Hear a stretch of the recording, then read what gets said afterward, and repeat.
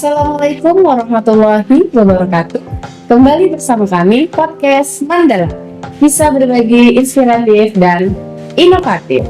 Nah, kali ini kita kedatangan bintang tamu yang sangat menarik, yaitu dosen dari kampus ITSI, Institut Teknologi Sawit Indonesia, yang kurang lebih sudah mengabdi selama 5 tahun lebih sebagai dosen teknik kimia.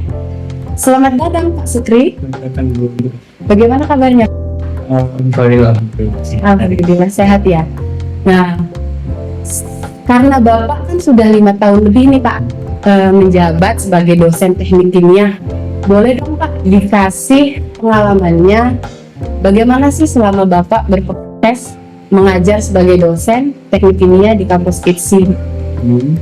Baik, selama mengajar di kampus ITSI, kebetulan juga saya adalah dosen yang tidak kepikiran pengen jadi dosen. Karena kenapa nggak kepikiran jadi dosen?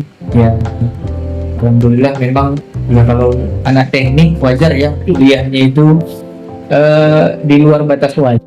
Biasanya kan di luar batas wajar, yang kalau kita S1 biasanya 4 tahun, nah saya agak di atasnya sedikit lah gitu. Jadi ketika tamat bingung nih, kawan-kawan waktu itu nggak tahu mau kuliah di mana, nggak tahu mau kerja apa. Ada yang kawan yang sudah nganggur setahun, tapi alhamdulillahnya selalu ada jalan berkat doa orang tua. Saya coba hubungi dosen kemarin, waktu itu dosen pembimbing saya, apakah ada beasiswa. Alhamdulillah ada beasiswa. Setelah ada beasiswa, saya coba S2-nya, tamat dengan cepat dengan statusnya alhamdulillah juga. Wisudanya di bulan 2, pada saat bulan 5 langsung pada saat itu STIPA namanya, melakukan rekrutmen dosen besar-besaran sampai 4 batch waktu itu. Saya keterima dosen di sana. Memang awalnya itu ya namanya STIPA, home base pertamanya itu bukan di teknik kimia, tapi di teknologi pengolahan hasil perkebunan atau yang biasa kami menyebutnya TPHP. Jadi TPHP itu adalah salah satu program studi yang fokusnya itu ke asisten pabrik gitu. Jadi setelah setahun, pada tanggal 15 Desember 2021, STIPA sebelumnya itu namanya berubah bentuk, yang pada saat itu langsung diresmikan oleh Pak Gubernur Sumatera Utara, Bapak Edi Ramayadi, juga Bapak Direktur Holding Perkebunan, Bapak Abdul Ghani. Jadi pada tanggal tersebut resmilah berubah bentuk STIPA menjadi ITSI. Jadi setelah dari situ barulah saya menjadi dosen home base-nya di teknik kimia. Perubahan bentuk itu diwarnai dengan penambahan 4 program studi yang sebelumnya ada 2, teknologi pengolahan hasil perkebunan serta budidaya perkebunan, bertambah 4, salah satunya adalah teknik kimia. Setelah itu agribisnis, sistem dan teknologi informasi atau komputer yang kita biasa menyebutnya. Nah, setelah itu ada proteksi tanaman. Jadi perjalanannya untuk jadi dosen Cukup panjang ya? Cukup panjang, tapi tidak menunggu waktu lama. Untuk dari selesai S2-nya langsung jadi dosennya, alhamdulillah terlalu nganggurnya.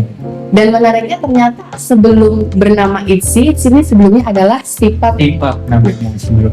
Seperti apa Pak sampaikan tadi, bahwasanya ternyata ITSI ini dulu namanya STIPA, dan Bapak sudah 5 tahun lebih nih, kan, berdedikasi di kampus ITSI ini.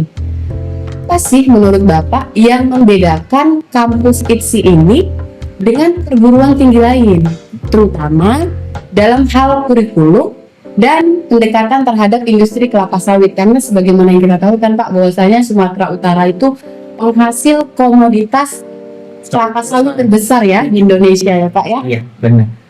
Kalau untuk pendekatan kurikulumnya serta tantangan yang sebenarnya itu asal muasalnya itu juga menjawab dari tantangan teknik sawit salah satunya. Pada saat itu untuk perkembangan pendekatan kurikulumnya adalah ITSI ini fokus dari hulu sampai hilirnya. Jadi pada saat dulu mungkin hanya fokus di hulunya. Jadi misalnya kalau di perkebunannya kita fokusnya hanya pembibitan.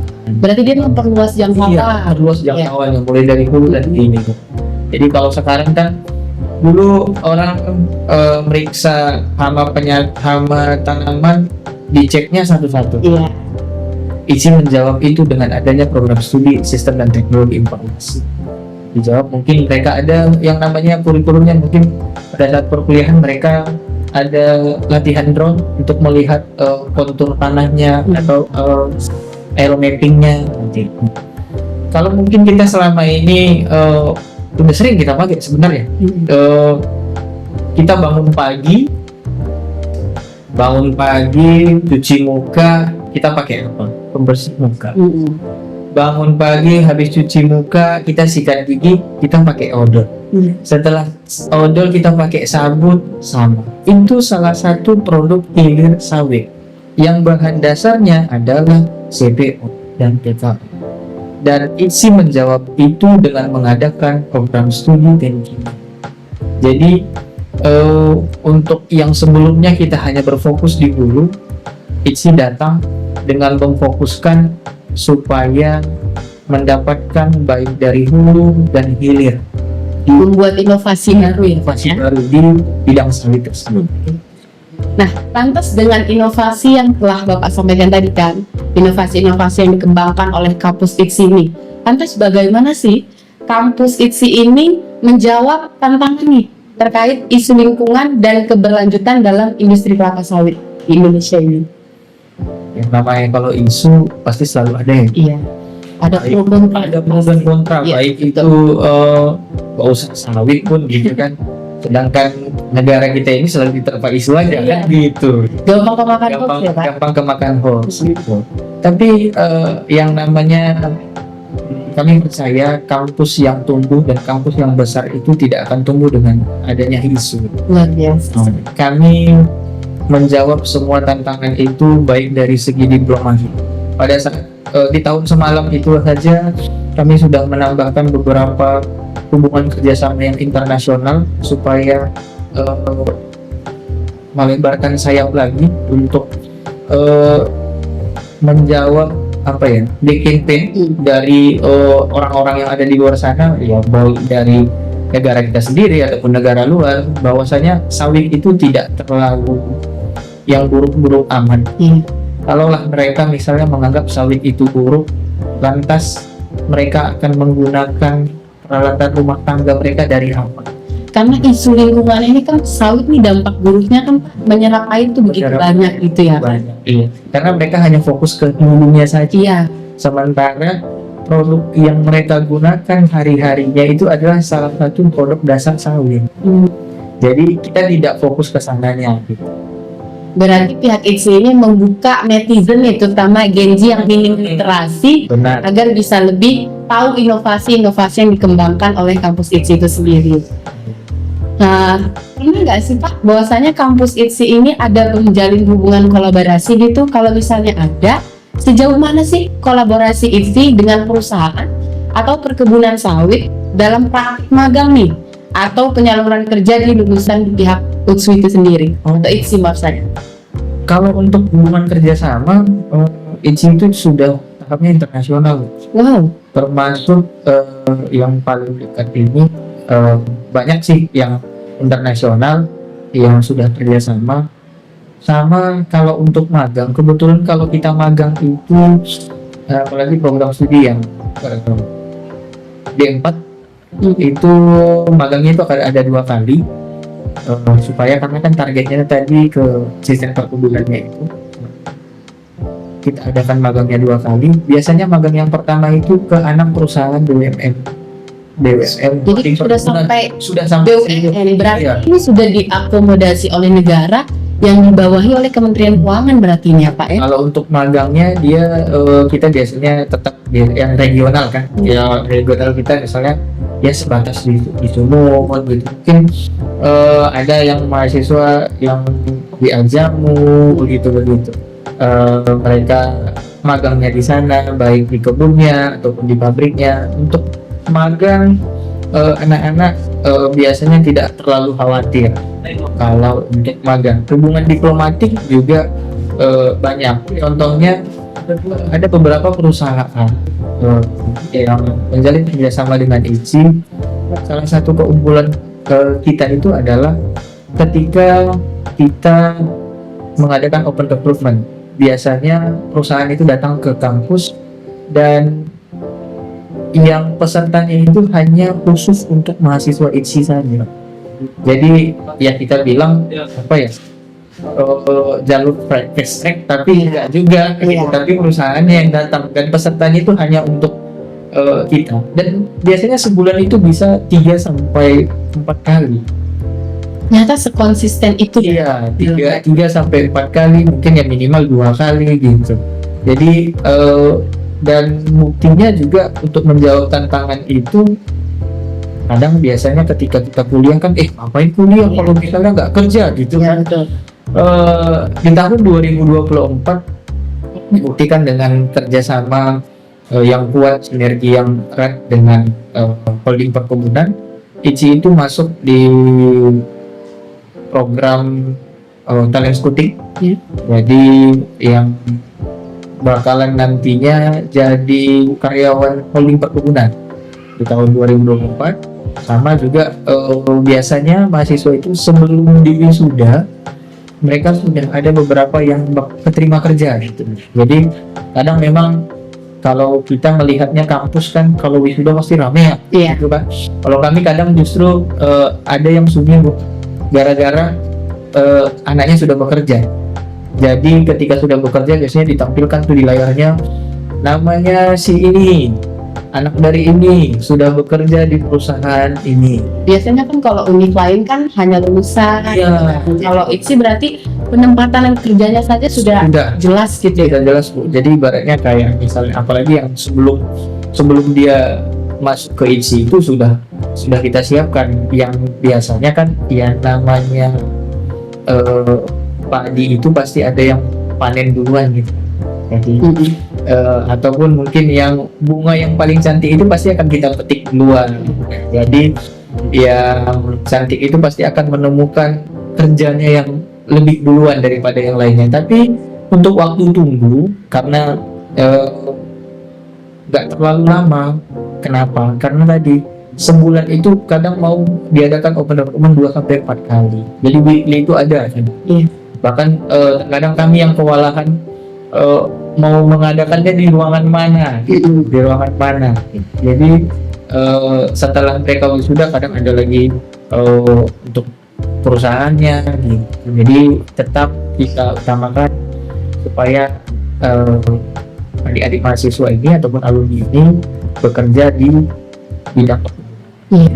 Dan ternyata ITSI ini sangat sudah konsisten itu dalam membangun relasi dengan perusahaan-perusahaan, terutama yang berbasis dengan di bawah Kementerian Keuangan Negara itu sendiri kan Pak. Nah mungkin yang terakhir nih kepada penonton yang menyimak podcast kita hari ini, mungkin Pak Sukir selaku dosen teknik kimia di kampus ITSI, apa kiranya pesan atau motivasi dari ITSI ataupun Pak Sukri yang ingin Bapak sampaikan nih untuk generasi muda yang ingin berkontribusi di sektor perkebunan dan teknologi sawit? Kalau untuk kontribusinya sebenarnya anak muda kita ini, kita nyebutnya sekarang gadget ya Bu ya. Ini untuk gadget ini terkenal dengan hasil dulu proses belakangan gitu kan. Dia nggak tahu misalnya 1 tambah 1 tambah 1 2 gitu ya. Aku dari mana nulis angka 1 dari bawah atau dari atas gitu kan. Padahal ada prosesnya. Sebelum kalian memikirkan itu, kami sudah memikirkan kalian akan kami tempatkan di mana. Baik dari segi magang ditunjukkan dengan kuatnya kurikulum yang ada di ITSI, ditunjukkan juga dengan kerjasama yang ada di ITSI, baik dari PTPN 1, kalau dulu kita nyebutnya PTPN 1 sampai berapa gitu ya. Alhamdulillah ITSI sudah ada kerjasamanya, baik yang PTPN yang gula bahkan sekalipun gitu. Karena kan karena sekarang ini yang memang sawit yang lagi naik daun. Justru dulu ITSI itu menjawab tantangan gula dan karet dan sawit, karena karet juga termasuk yang hangat kalau di Sumatera Utara ini, karena Sumatera Utara juga kan komoditas terbesar. Nah, untuk Gen Z gak usah terlalu takut, jangan terlalu khawatir bagaimana kedepannya gitu. Kadang kita terlalu banyak memikirkan kedepannya seperti apa sampai lupa untuk membaca peluang dan lupa untuk melangkah. Betul. Sama juga mereka kadang kan, aku mau kuliah nih di ITSI, tapi kayaknya orang tua aku nggak ada perkebunannya gitu loh. Ya nggak apa-apa, karena berkuliah itu, apalagi yang di ITSI, kami menyiapkan kurikulum di semester 1 dan 2 itu sistemnya perpulangan. Jadi apa yang sudah kita pelajari di SMA ataupun di Alia akan kita ulang lagi di semester 1 dan 2-nya. Nah, biasanya advance-nya atau tingkat lanjutnya itu akan disiapkan di semester 3 dan terus. Luar biasa sekali Pak Sukri ini. Dengar itu Gen Z ya, jangan hanya melihat hasil, tapi perlu proses. Terima kasih Pak Sukri sudah menyempatkan waktunya di podcast Mandala. Baiklah, sampai berjumpa lagi minggu depan. Terima kasih sekali lagi kami ucapkan podcast Mandala, kisah berbagi inspiratif dan inovatif. Terima kasih Pak Sukri. Sama Ibu. Assalamualaikum warahmatullahi wabarakatuh.